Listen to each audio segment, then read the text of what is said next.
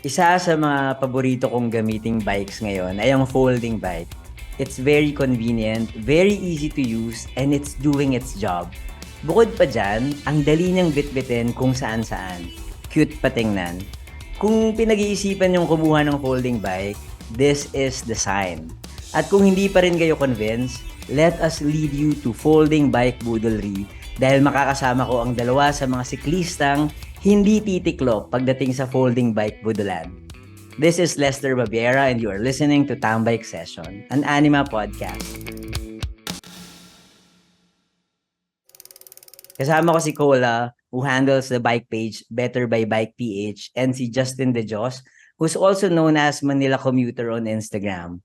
Lagi ko silang nakikitang naka-folding bike recently, kaya perfect sila to guest in this episode. Hi Cola and Justin, welcome to Tambike Session. Hi, Lester. Hi. Hello, kamusta? Tama naman 'di ba? Hindi kayo titiklop sa folding bike budulan. Yes. You'll encourage it pa. You'll encourage it. Yeah, I see your stories and whenever I see them, parang sige mag-folding bike na ako today kasi naka-folding bike sila. Very nakakabudol talaga. Yung first question ko is, how's your experience riding a folding bike here in Metro Manila? Kasi ako, sanay ako nakakita ng mga tao na they're on their big bikes, on their full frame, full-sized bicycles. Parang, kayo, how's your experience? Justin, ikaw, you can start. Well, first of all, parang yung una kong idea for a folding bike kasi, akala ko mabagal siya, kasi very unwieldy gamitin. Kasi my brother used to have a folding bike as his parang weekend bike. And then every time I used it, hindi siya ganun ka responsive. Or at least yun yung idea ko sa kanya noon.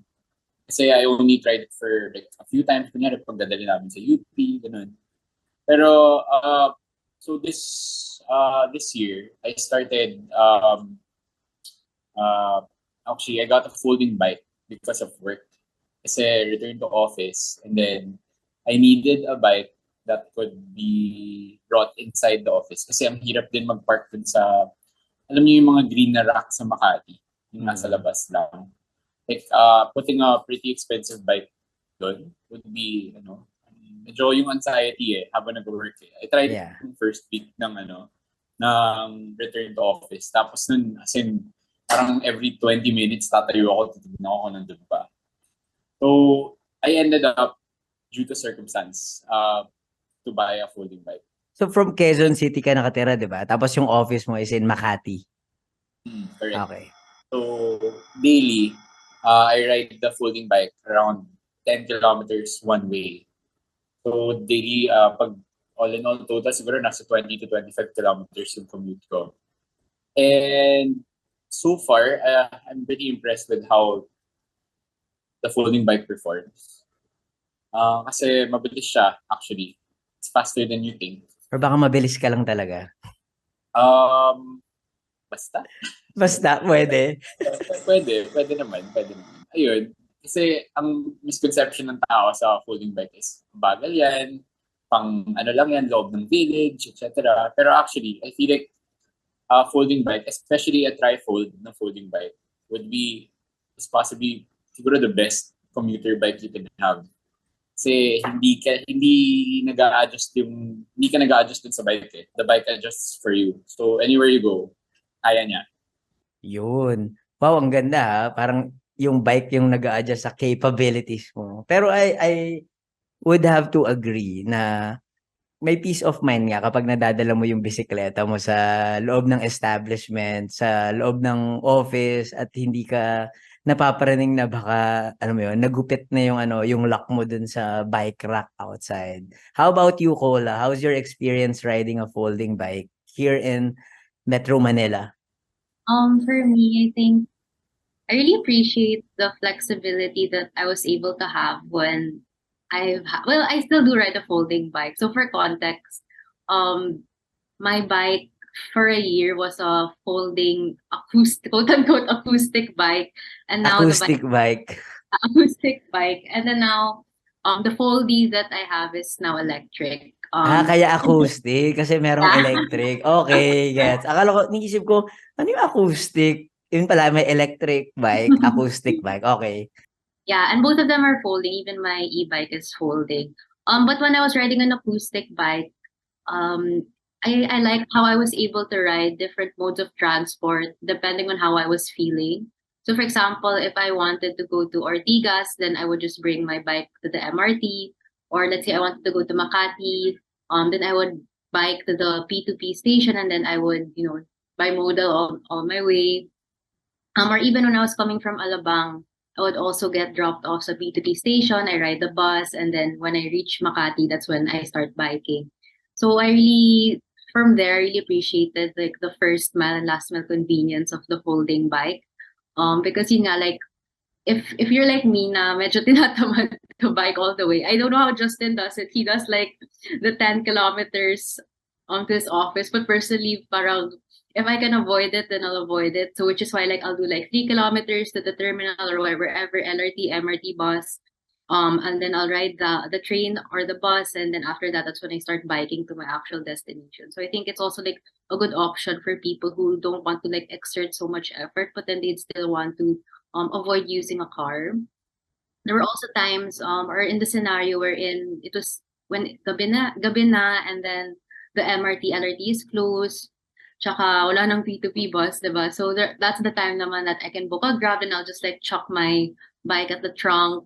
Even it can even fit in a sedan, which is really like and my bike is a trifold, which is super like, oh, it's so convenient. Parang I can go anywhere naman where I like. Doesn't matter what time I go home kasi there's always gonna be like a Grab usually available, and then I could just take the Grab going home. So yeah, I really love how flexible, and I was able to give myself so many options with the folding bike.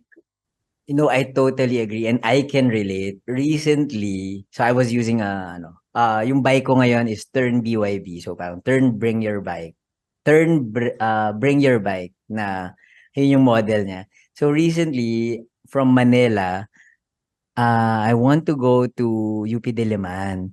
Pero sobrang init. As in, it was around 11 a.m. It was so hot. Sabi ko, I don't wanna bike all the way. It's just like, what, 10 kilometers nga one way. Pero sabi ko, ayoko i-bike all the way. So what I did, I folded it, took the jeep, and then took the bus to UP Diliman. Tapos from Philcoa, doon na lang ako nag-bike.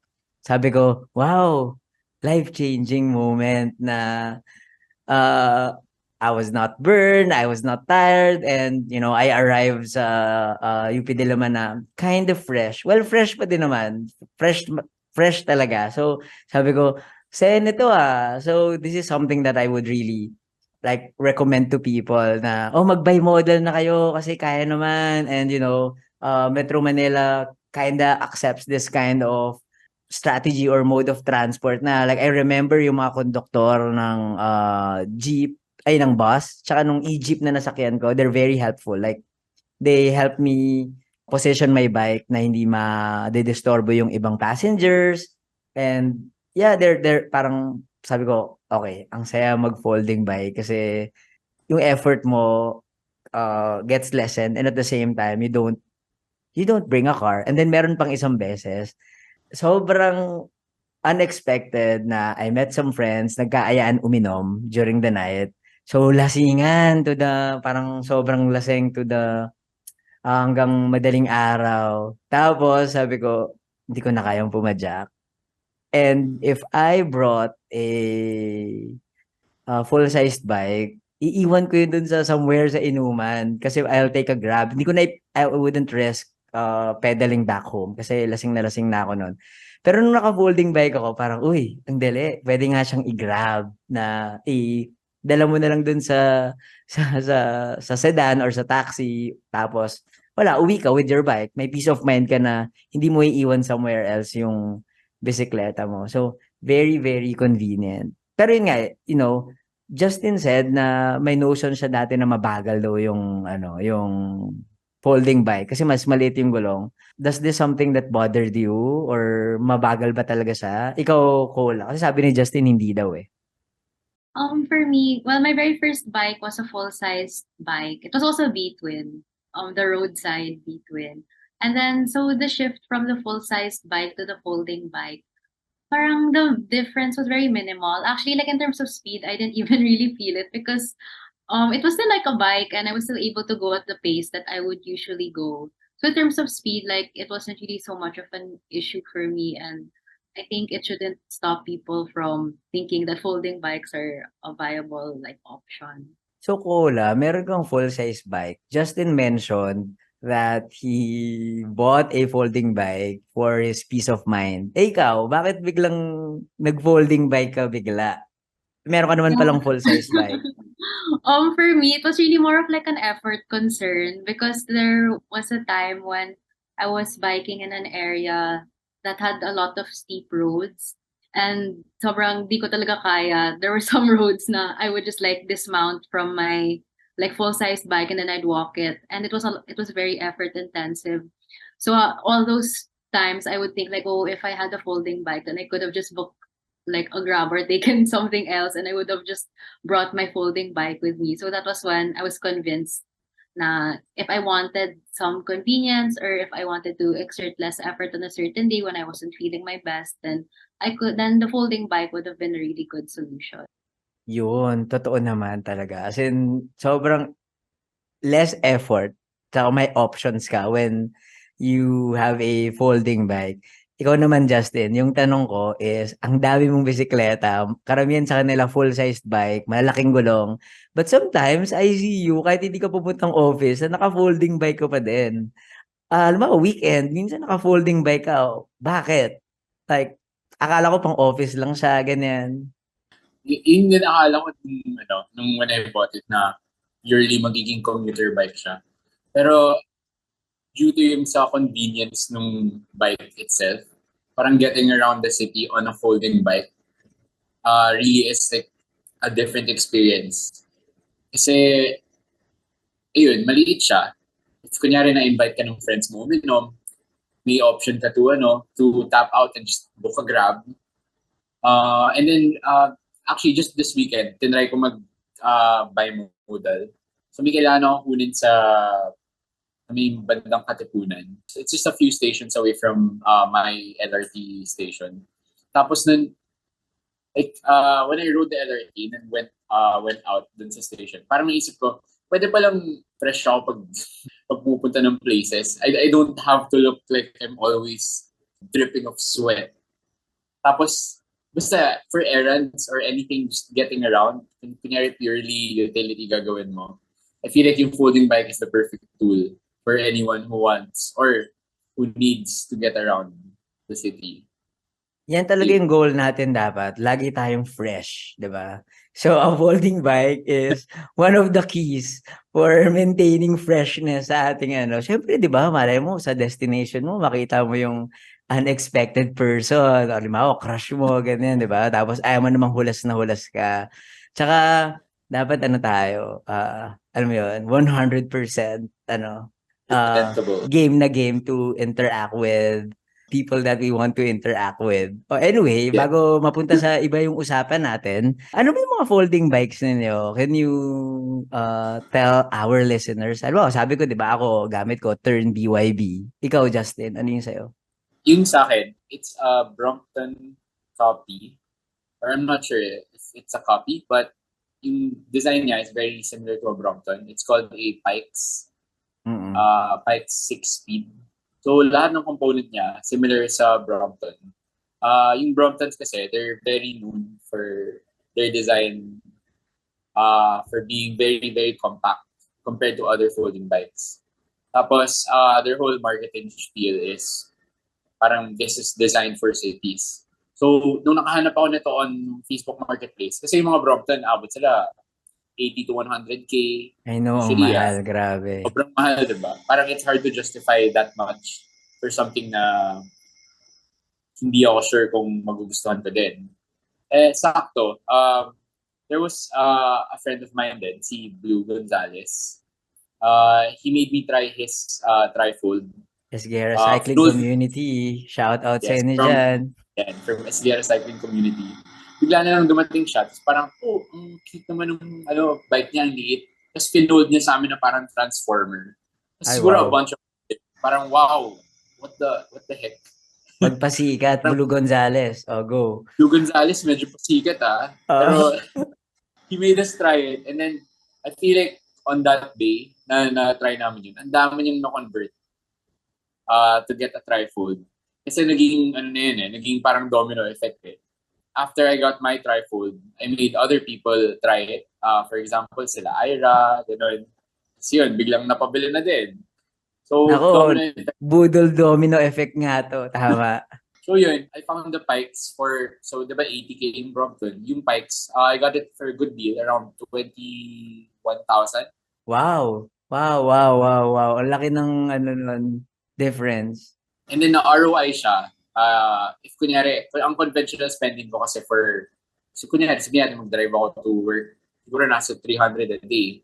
So within 2 months, na-cover na agad yung na ROI na yung trifold. Kasi that comes out at around 20K for 2 months worth of just going to and from work eh. Yeah. And Naka-exercise ka pa. naka-exercise pa. Pumayat pa ako noon during that time, maybe. Sana all pumapayat. Oh. Yeah, madali siyang madali siyang ma-justify.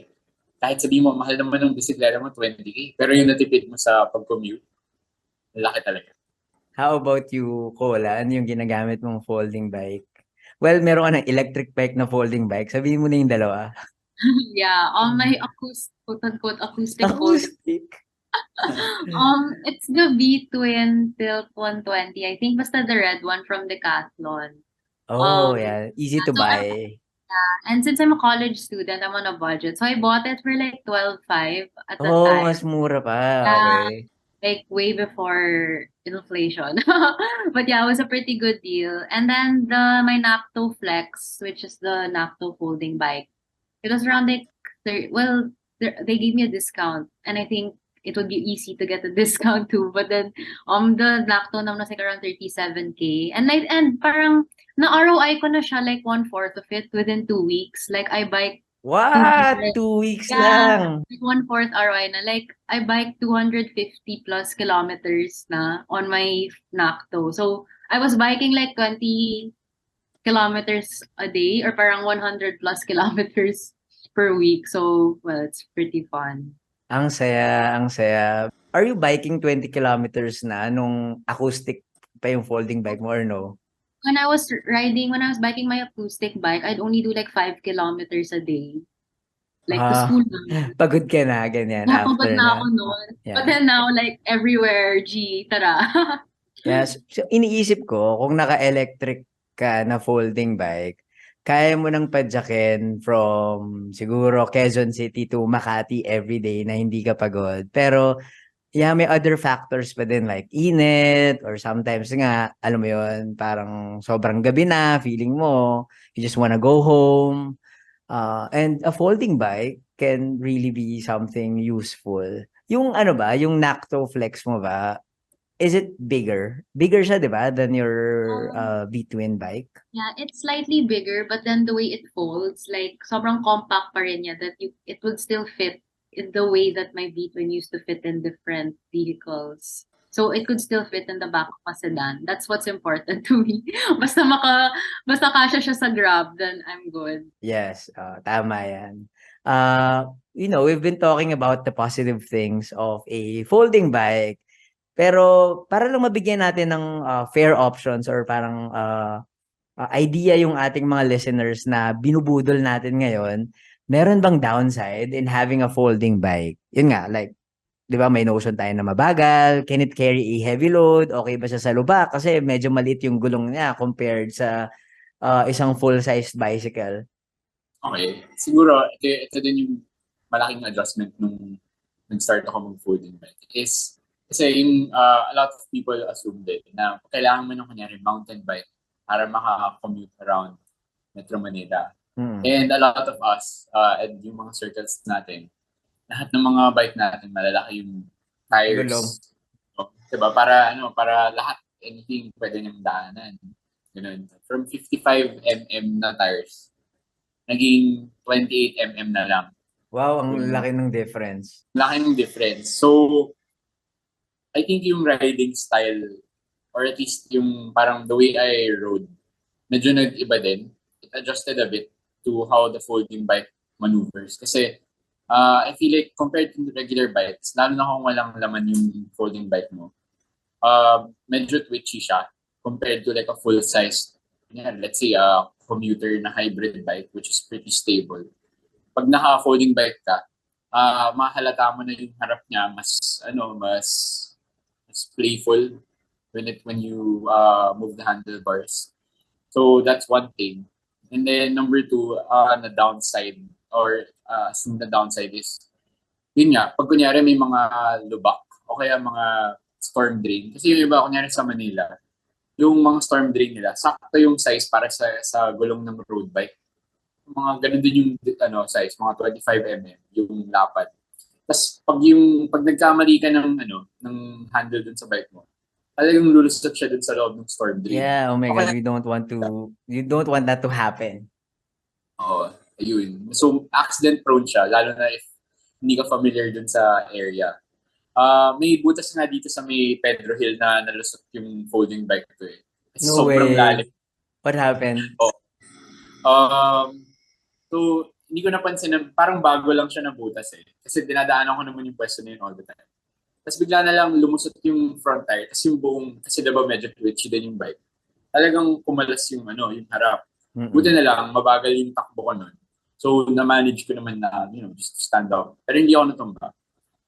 Pero, alam mo yun, may mga certain factors yung folding bike na hindi niya din kayang matake lahat ng Terrains ng Metro Manila. areas. Yung mga ripped up roads. Mga ganun. Hindi niya kaya lahat. It's so Pero- annoying to know that bicycles are adjusting to something that could have been preventable. Nakakapikon yung mga kalsada natin dito sa Maynila. Yes. Yun, laking downside nun. Yung mga ganung bagay. Pero, ayun, it's not that big of a downside.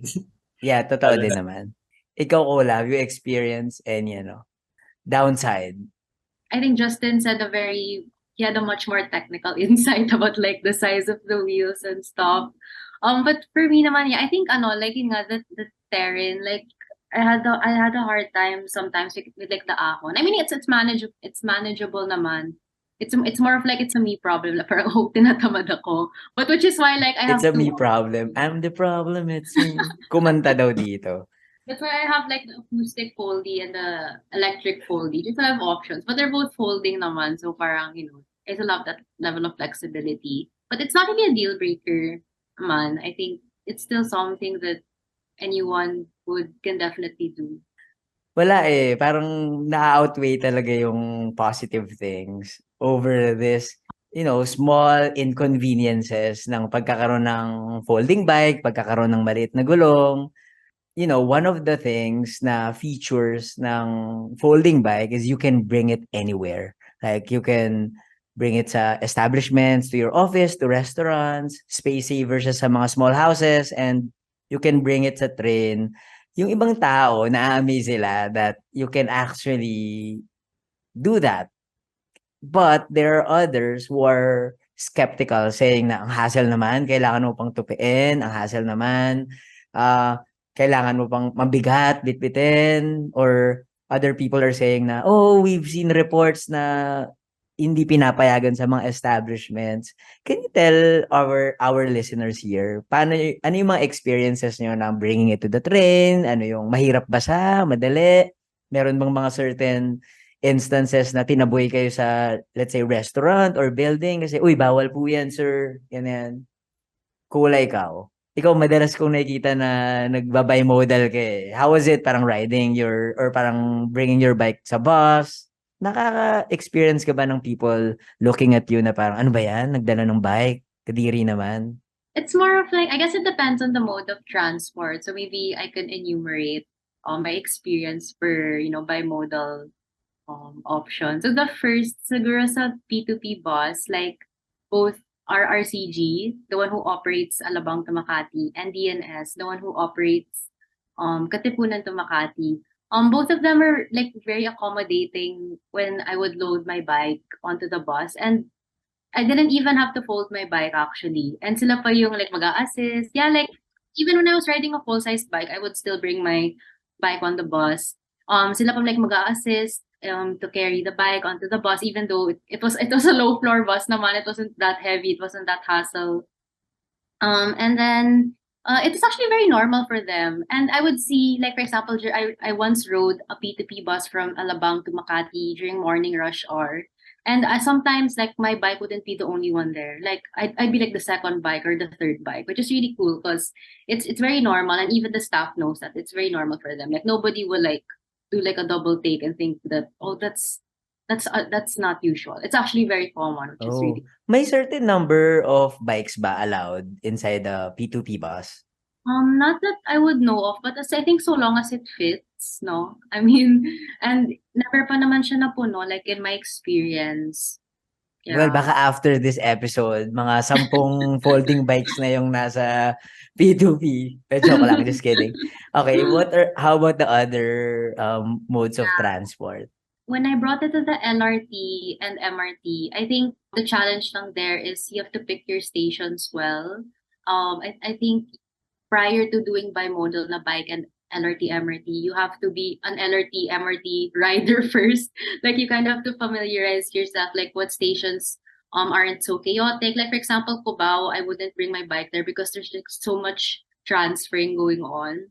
So usually like I pick a station where I know there aren't that much people, or I know that the elevator is working and I know where the elevators are, and I know that where the exits will lead me to. So those are really important considerations. I think Justin would also be familiar with like LRT or MRT, like the stations. So pero personally, I usually do like Ayala to Centris, or Katipunan to, let's say, Gilmore. Kasi usually wala masyadong tao. So, Wow, that's a that's helpful tip, ha?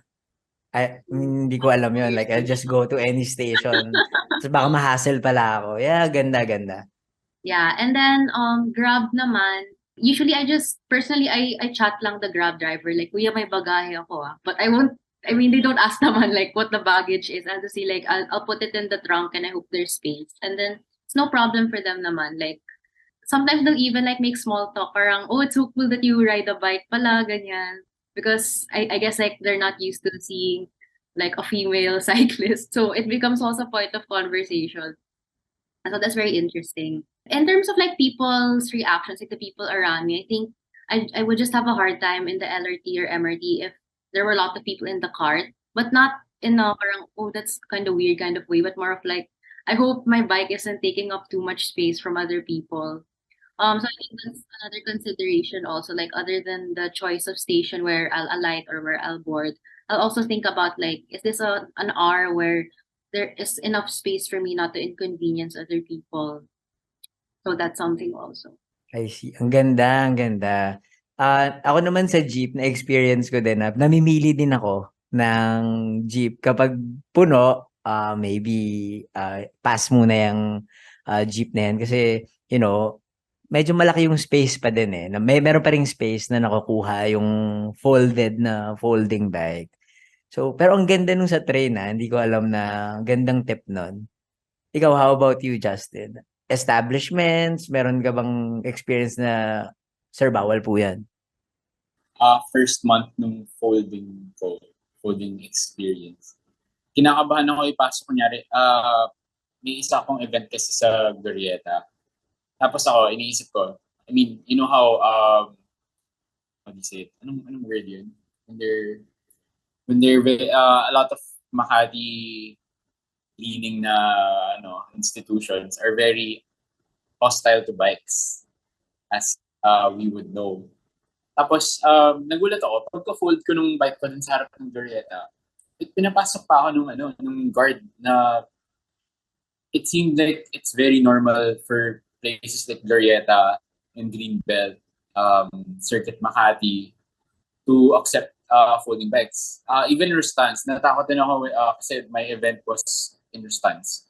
Natakot ako hindi ako papasukin, kaya isaway ako, so I papapark nila sa labas or whatever. Pero surprisingly, a lot of these establishments have apparently mga memo yata to allow folding bikes to be brought in. And also, it seems like a lot of people do it. Siguro not lang in big groups. So, yung mga guards, usually sanay naman sila to assist you din. They're very accommodating about it. Sometimes na hindi na sila nag-check ng bag even though ang laki ng bag na nakakabit dun sa folding bike ko. They're pretty lenient about it. It's just like you bringing, parang may dalang wheelchair. Although you do get a bunch of looks then from the people. Kasi siguro inisip nila parang mobility device to na, alam mo yun, pang PWD. Pero generally, the big three na mall operators, let's say Robinsons, Ayala, and SM, lahat ng experience ko so far have been very pleasant when it comes to bringing a folding bike in a mall. Especially yung trifold kasi, that's the type of folding bike that I have. Madali siyang i-cart around. So, ang dali talaga kunyari, errand, kunyari grocery, short grocery run, super dali lang siya on that type of folding bike kasi parang hindi ko na kailangan magdala ng cart. I already have it on my bike. And a lot of these establishments make it very, very easy for you to do it with a bike. So yun, wala pa naman ako na-experience na hostility so far. Alam mo, sana all lahat ng establishments ganyan. Because I've been seeing some posts online where they get shooed away sa establishments. Yung iba doon, restaurants, kasi daw madumi daw yung bike, yung gulong daw pinapasok. And then I saw this argument, which is, I think it's a good one. Someone said na, what's the difference of a folding bike with wheelchairs or with strollers? Kasi 'di ba, yung gulong na yon, galing din naman siya sa labas. So, dapat kung pwede yung wheelchairs, pwede yung strollers, sana pwede rin yung bikes. Although I recognize that some people might find it na, napaka-entitled naman itong mga siklista na to, ganyan. Pero the argument is actually valid, di ba? Kasi yung gulong na yon, yung mga gulong ng wheelchairs, gulong ng strollers, nasa labas talaga siya. And bakit sila allowed, di ba? And it's not as if naman na tumatama yung gulong sa mga pagkain, sa tables. Sapatos mo nga, di ba? Galing sa labas. So, well, yeah, that's true. Sapatos mo. Diba? Cola and Justin, would you agree Metro Manila is folding bike friendly? Yes. Very much.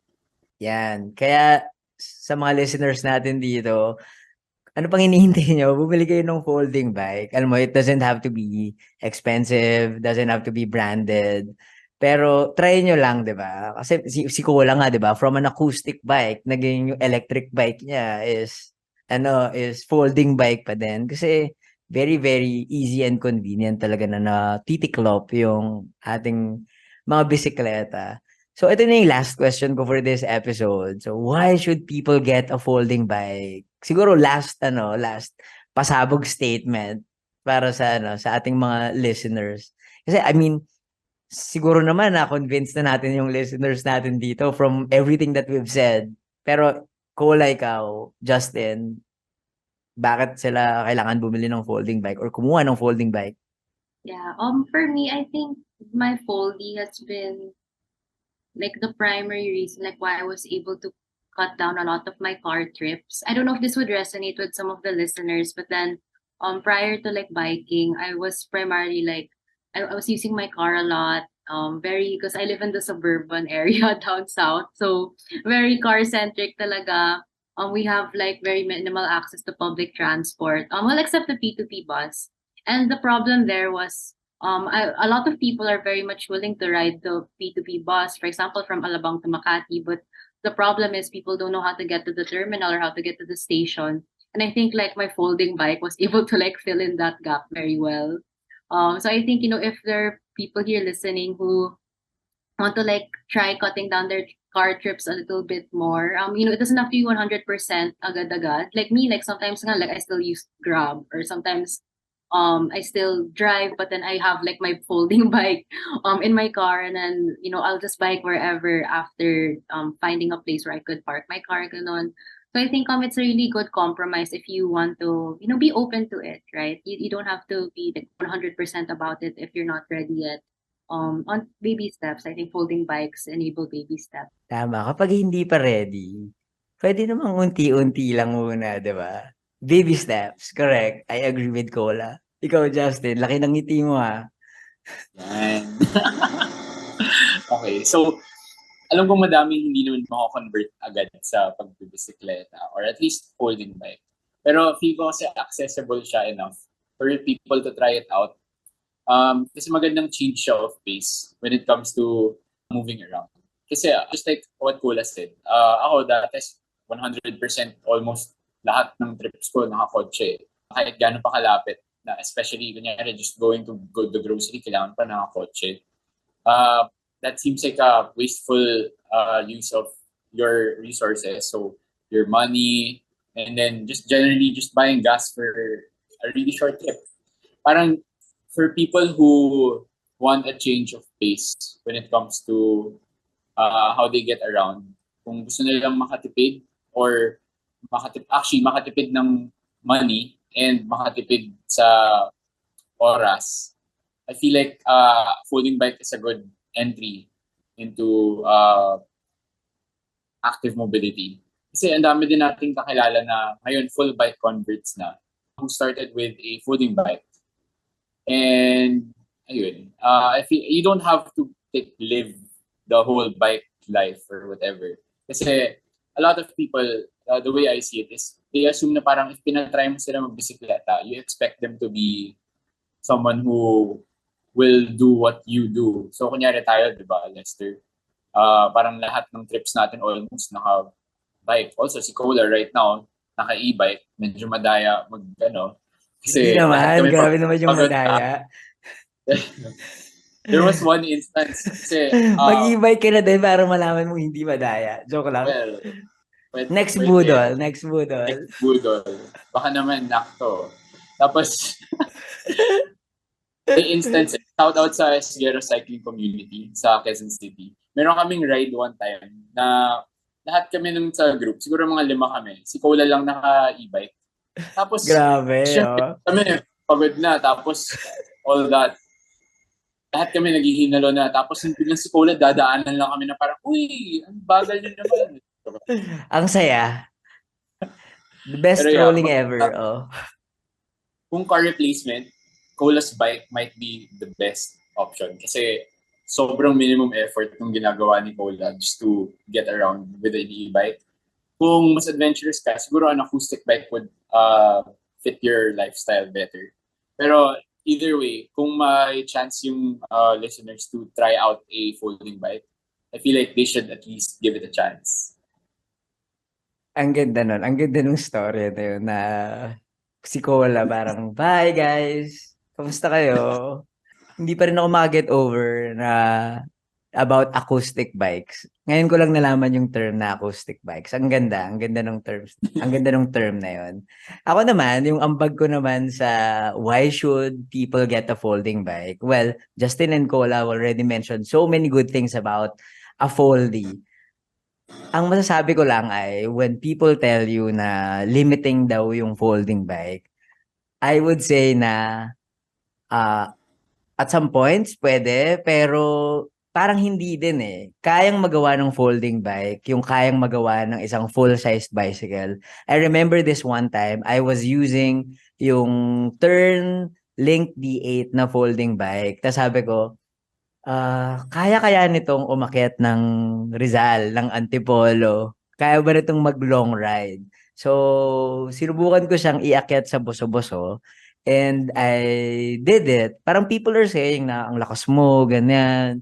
Pero I would just say na I think yung folding bike, it's just similar to a normal bicycle or a normal full-sized bike. Maliit lang yung gulong niya, pero it can still do the job. It can, it can take you from point A to point B kahit saan pa yan. I know people na nakakapunta ng Bicol gamit ang folding bike na straight all the way, walang sakayan ng bus, or nakakapunta ng Infanta Quezon using a folding bike. So, yeah, parang when people tell you na, or when people intimidate you, huwag ka na mag-folding bike, mahina lang yan, or pabebe lang yan, ako na yung magsasabi, hindi yan totoo. And it's actually more beneficial at mas may advantage ka sa ibang tao if naka-folding bike ka. So, ayun. Sa episode na to, we have established that Metro Manila is bike-friendly.